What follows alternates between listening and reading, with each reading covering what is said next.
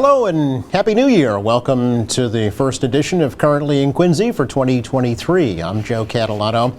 Today we help you with those New Year's resolutions. Two registered dietitians from Mannett Community Health Center will be joining us to talk about healthy eating in the new year. First, though, as always, we take a look at the weather and the news for you. Currently in Quincy, kind of drizzly, misty, foggy. It's 36 degrees.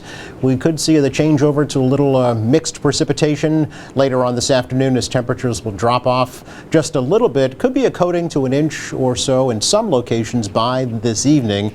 Temperatures tonight will dip to around freezing.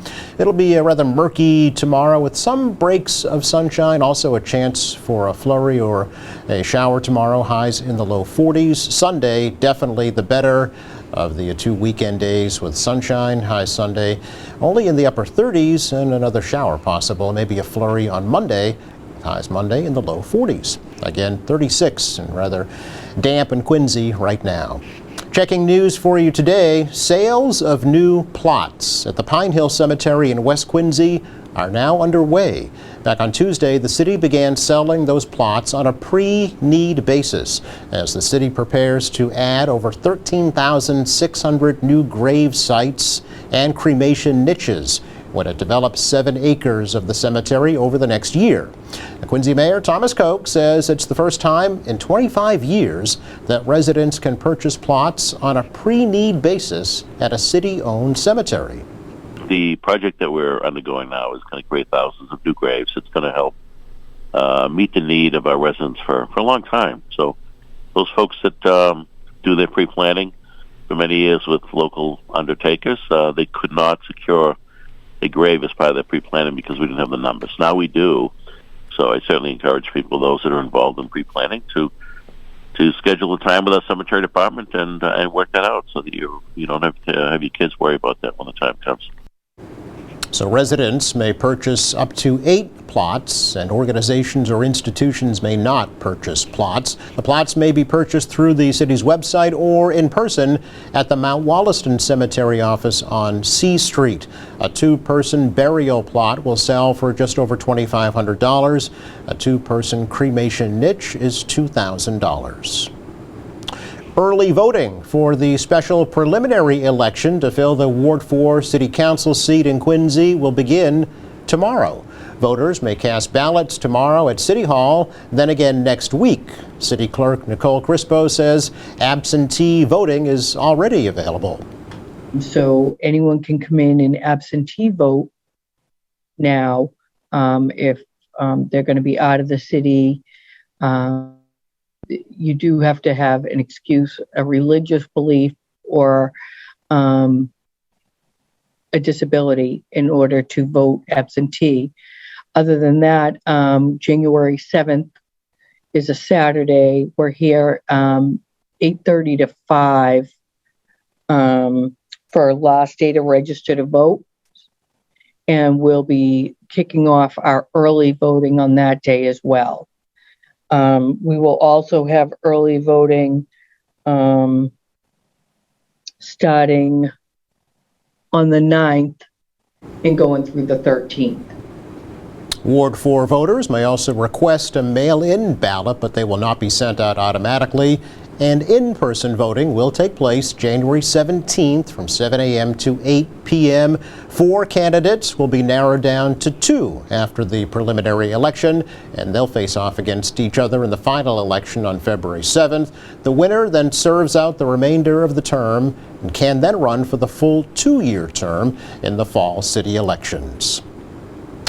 Well, a portion of the historic Four River Clubhouse in Quincy Point is open again. During a recent presentation to the City Council, Commissioner of Public Buildings Paul Hines reported that progress is being made on the restoration of that clubhouse on Nevada Road.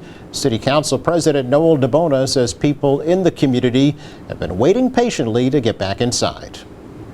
The Four River Clubhouse, it's been a problem over there. It has to be joist up on one section of the clubhouse, but that's past Monday, the previous Monday before it was opened. So folks in the Ward 2 area, folks in the Four River area, let folks know that the right side of the building is opened And on the left side, it still needs to be renovated. So we had a lot of funding set up from our Speaker of the House, Mariano.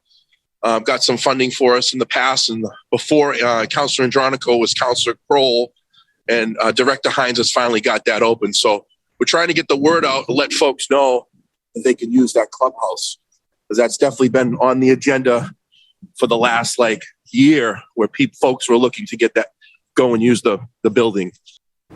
So DeBona says there is still much work left to be done on that over 100-year-old building before it can be fully reopened. More than 100 gifts were collected during the 15th annual Toys for Tots drive at the Norfolk County Registry of Deeds. Registrar Bill O'Donnell delivered the donations to members of the 1st Battalion, 25th Marine Corps during an event at his Dedham office just before Christmas time. The Registry of Deeds has collected over 1,600 donations for Toys for Tots since 2007. 2022 marked the 75th anniversary of the Marines Toys for Tots program, which operates in more than 800 communities in all 50 states. Since 1947, that program has delivered more than 627 million toys. Well, several dozen hardy souls braved the chilly waters of Mound Street Beach in Quincy Point this past Monday to raise funds for the Lincoln Hancock School. The Lincoln Hancock School's Parent-Teacher Council held their first ever polar plunge to help raise money for things like school supplies, field trips, technology, enrichment programs, and more. Council President Caitlin Labby and Vice President Kristen Gibbon says the plunge raised $1,000. The plungers were treated to coffee, hot chocolate, pizza, and some other snacks after taking a quick dip. Coastal Heritage Bank and Rags Tavern were some of the big contributors to that event, and the Quincy Police Department's Marine Unit was also on hand to monitor the event and ensure everybody was safe. That is our check of news for you today. Coming up, Celeste Lee and Abigail Benson of Mannett Community Health Center will join us and help us keep those healthy New Year's resolutions. That's next.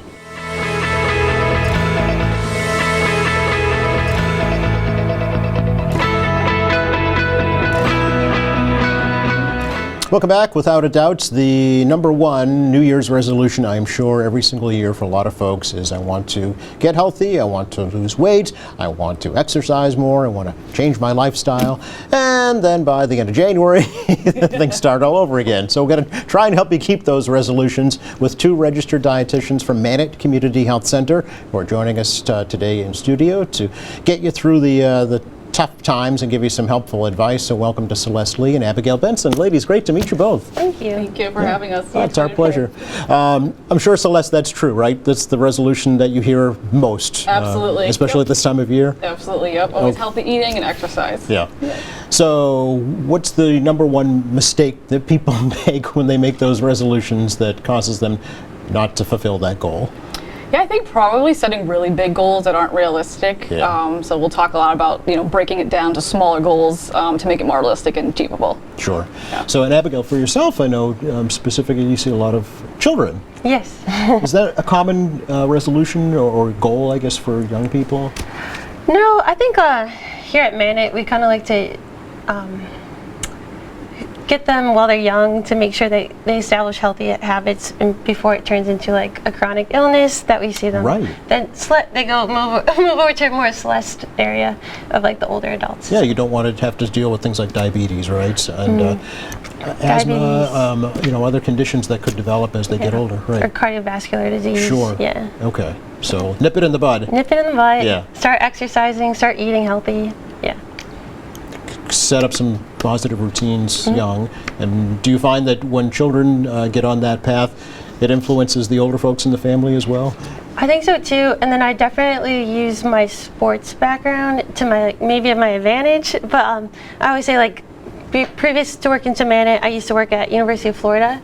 So sometimes I like to say my cool track athletes used to do this, or Okay. when I was working with the football athletes, they used to wake up and eat breakfast, and that's why they got big and strong, and they fed the muscles to run fast. Okay, so a 7-year-old can say, "Gee, I want to be just like that, so Yeah. I'm going to do that now." Because who doesn't want to be like the next Tom Brady? Matter of fact, you work with some Olympians as well. Is that right? Some Olympic athletes. Yes. Yeah. That's a whole different ballgame, though, isn't it? Totally. Yeah. Because it's almost like you're like fine tuning, nitpicking on things, and sometimes too, it's just like reassuring, like, hey, you did everything correctly. Now it's just like your day to shine and go out there and run fast. I worked with a lot of Olympians with track mostly, Okay. so I love running, and I ran in college, so that's why. Okay, all right. But they're exerting themselves in a whole other They're in a whole field, different right? ballgame, yeah. Different level, yeah. Yeah. Today we're talking about just kind of regular folks who want to make some changes. Totally. Yeah. So, Celeste, where do we start? Mm-hmm. What's the first step? Yeah, we're going to talk about a framework we use all the time with our patients called the SMART Goals framework. So it was first mentioned in an article back in 1981. Really? It's been a really well adopted tool that is used for goal setting, especially in healthcare, that we found is really successful with our patients. So the SMART goal, it's an acronym. So each of the letters stands for a different part of goal setting. So we'll start with S stands for specific. So you really want to start by asking yourself, what is it that I want to accomplish? What's the big picture goal? So for example, with nutrition, you could say maybe, I hear all the time, I want to reduce my fast food intake and make more meals at home fresh cooked. So that's specifically what you want to accomplish. Next for the acronym is the letter M for measurable. So you want to ask yourself, how will I know when it's accomplished? So try to make it as specific as you can. So being measurable. So maybe if you want to make more meals at home, you could say I'm gonna make at least 4 meals a week at home. Put a number on it. Yeah, or maybe I'll only have 3 meals from fast food a week. So yeah, Okay. put a specific number on it. So so that's the M, and then A stands for achievable. So you want to ask yourself, do I have the necessary skills and resources to even start this goal? So do I even have a kitchen or somewhere that I can cook meals at home? okay. Do I have cooking tools? Do I have different Tupperware to put my meals in? So thinking about, do you have all the tools before you even start? So thinking about, making a good list, what barriers you might have to make sure that it's achievable. Okay. And then the next letter in the SMART acronym is R for realistic or relevant. They both get interplayed. So ask yourself, does this seem worthwhile? Is this worth the goal? So if it's not really super motivated to do and accomplish, make it something that you're going to really get excited about. So if you want to reduce your fast food, I would say yes, because you're going to save a lot of money, so that's really motivating to save money. You're going to feel better, be healthier. Maybe you have high cholesterol, and reducing some of your fat's going to help really improve your cholesterol levels. So I think that's probably really quite key question to make sure that's motivating. Is it realistic? Okay. And the last letter in the acronym is T, so for time bound. So think about, when can I accomplish this goal? Set a specific date. And maybe you're not ready right away, but you say, maybe I'll give myself a month, and then I'll start it on February 1st. And I'll just give myself January to plan for it. So make it really specific and time bound. Okay. And I notice, on the specific graph, next to each goal, there's a blank box. So do you encourage folks to actually, write this down and then write those goals? Absolutely. You do. Yeah, definitely writing it down to hold yourself more accountable, put it on the calendar. I know there was some research about writing goals down that was made it more effective. Yes, there is a researcher at the Dominican University in California, Gail, and she said that you're 42% more likely to accomplish your goal if you write it down. Okay. So I always tell my patients, there's power in Post-it notes. You can write it down, put it somewhere that you'll see every day, on the bathroom mirror. I always put one by my desk. So it's so you're focusing, every day you're kind of making sure that you are focusing on the right things. You're kind of making sure that you keep seeing it. And then I also recommend writing down accomplishments towards the goal. Okay. If it is that you want to lose weight, but maybe we're thinking more about our healthy lifestyle, we could just say I've been meal prepping once a week, I've no longer been buying lunch, I'm exercising more. So all those things, it's nice to, because it's very easy to spiral out of control. I always just say you got to lift yourself up too. Okay, be kind to yourself. Yep, be kind to yourself. Is it helpful too if you have a partner or Yeah. a coach or somebody you're doing it with as opposed to doing it by yourself? Totally. I think there's a team. Every patient I meet, I'm like, congratulations, you are now part of I'm now part of your healthcare team. You can't lose me. Right, right. And I just like, you can always have your dietitian, you can have a healthcare worker, but also like your friends. Like if you want to move more, exercise is so much more fun with a partner. Yeah. If you want to cook more, it's so much more, you can have like a dinner party.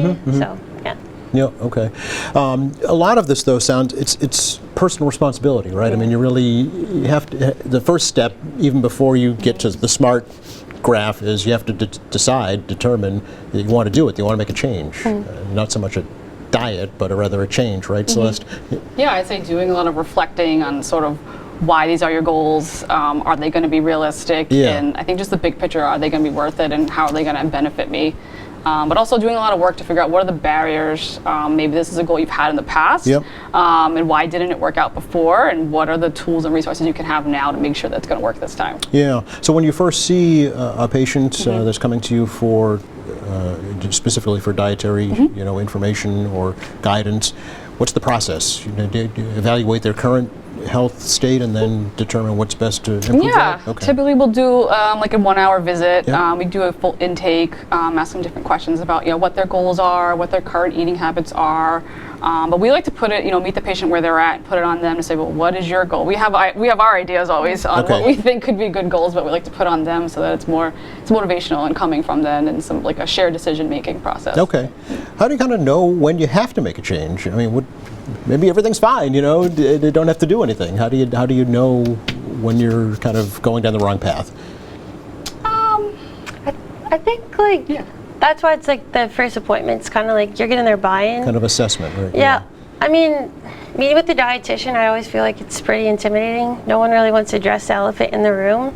So Celeste and I always start our first question is what brings you in today? Yes. What do you want to talk about? Because they've come to you, they take the initiative, right? Yeah, because we can read their chart, we can talk to their doctor, but You know their blood pressure and the cholesterol level maybe and there's all just that, something I really want to play with my grandkids and I can't walk up the stairs. And we're Okay. okay, we could just take that and make all the goals kind of around their big theme. So Okay, we're just trying to give them enough so they can do what they want to do. Yeah. Yeah. Well, they have a goal in mind, obviously, then Yeah. if they've come to you already and want to achieve that. They want to walk a mile a day. They want to Yeah. be able to lift their grandchild up. They want to be able to ride a bike again, Yeah, I always try to praise them too, saying hardest thing is coming here, showing up to the appointment and not blowing us off. So I always say congratulations, Yeah. you're here. Do you do, how important is, we hear a lot about BMI, body mass index. Do you do an assessment of that, and how important is that? Yeah, we do that. Okay. So we assess someone's height and weight. So the BMI sort of looks at how their height and weight matches up. Yeah. But a lot of research has shown chronic diseases definitely increase with overweight and Yeah. obese BMIs. So there's so many benefits to maintaining healthy BMI. But also I think looking at other characteristics like someone's muscle mass, how their activity levels are, do they smoke? There's a lot of other factors. So I think BMI is a good baseline for assessment, but Not the whole it's not the whole picture, but Okay. it's a good screening tool, I think, yeah. Okay, all right. What other tools? You're going to tell me about a play on words here. The Stall Seat Journal. So, kind of a parody of the Wall Street Journal, is this? Totally. Okay. I grew up reading the Wall Street Journal, and I think I'm funny. But the Stall Sheet Journal is basically. So, Abigail, did you develop this yourself? I can't take all the credit. Okay. I started it when I used to work at University of Tennessee. Okay. So my old boss said, Abby, this is now your project. And I'm like, okay. Okay. So her name is Stephanie Horvath. I have to give her full credit. Sure. But basically, I took it and kind of spun it into my whole thing. Yep. So basically, because it's New Year's and it's January, we're going to start with the resolutions. And these are just little mini ones that I hear in a majority of our conversations Okay. with our patients. Yep. And then the last one, skip the juice cleanse, that's actually from some of our providers. They ask me all the time, can I just drink juice? And I'm like, No. Really? Okay. Yeah. So we just want to save their money and establish those nice, healthy habits. And I just started it, but we're going to come out with it monthly. And it's something that you can Oh. read while you go to the bathroom. And Okay. well, yeah, read at your leisure. And we're just trying to get buy-in with the patients. Sure. So dry January, so weaning off alcohol, right?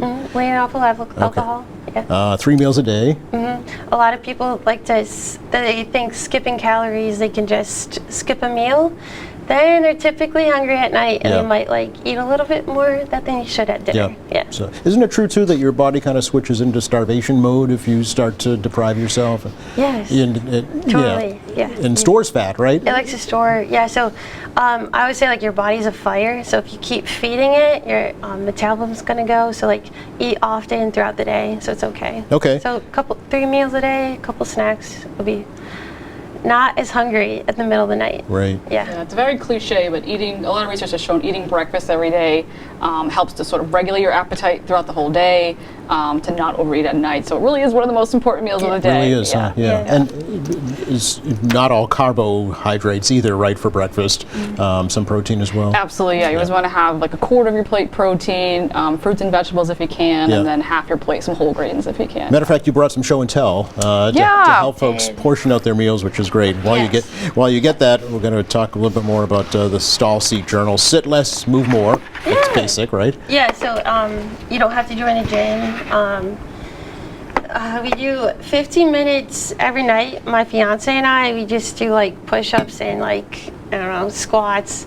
We pick 3 like body movement routines. So you can kind of do that, but if some people love walking, you can walk. Yeah. A lot of our patients love dancing. I'm like, there's YouTube videos, so you could do 5 minutes, you can do 10 minutes. You don't have to start with like an hour. Okay. Yeah. All right, baby steps. Baby steps. Okay. Yeah. Every meal include color.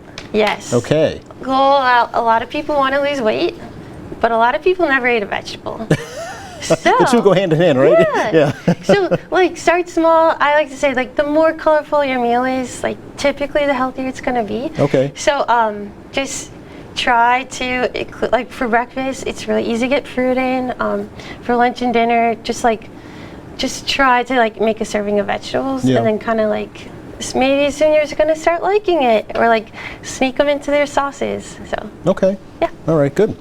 Okay, here we have props. yeah. Yes, some of our favorites. I'm a big fan of preparing my meals in batch ahead for the week. Yes. To save time. So like I love having really good like Tupperware like this where everything's portioned Yep, out. up just a and little I bit can higher, put it right Celeste. in. Yeah, Okay, there you go. yep. Good. So having good Tupperware is fun. For cooking, always making sure you have things like measuring cups. This is a steamer that Abby really likes to use. Yeah, too. it's All like- right. Yeah, it's really cheap. You could throw it in the microwave. For vegetables? Vegetables, you could steam anything, I feel like. Okay. I basically just steam veggies in it. Yeah. Yeah, is that the best way to prepare a vegetable? Just steam it? Any nutritional way you value? eat it is the best Okay, way. all right. But yeah, a lot of people think like frozen vegetables are bad, but you can just get frozen vegetables, pop them in the microwave, and there you go. Good to go. Good to go. Okay. Yeah, save some Excellent. time. Even things like having a water The bottle. on ubiquitous hand. water bottle, Yeah, it yes. keeps you Yeah. more accountable to get your water intake. And there's so many various cooking books that you can buy on the shelves.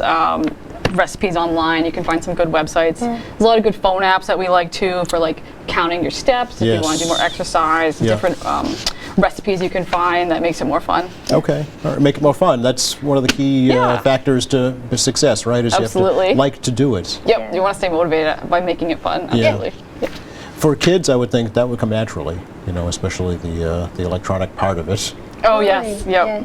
Or even you tell like parents to bring their kid to the grocery store. It's Yeah. like get them like bought in, I guess, invested in nutrition. On that topic, Yeah. Abigail, with grocery store, those nutrition labels on some of the food products are really hard to decipher. What Yeah. what is it that we should be looking for when you're looking at those labels? Totally. I always start with the amount per container, because like if it's a small container but it's for 4 people, Yeah. you might eat the whole thing. Yeah, yeah. So I always like look at the portion size, or the serving size. The there we go. serving size, right? Yeah. And then calories. I mean, it's a reference. It's 1,000 calories, and there's 4 servings. Like, definitely limit yourself or be more mindful. And then I always recommend, like, if you're watching your sodium intake, try to do like 600 milligrams or less. Protein, if you are getting this snack or getting this meal to kind of fill you up, you want it more than 15 because protein digests a little bit slower in our body.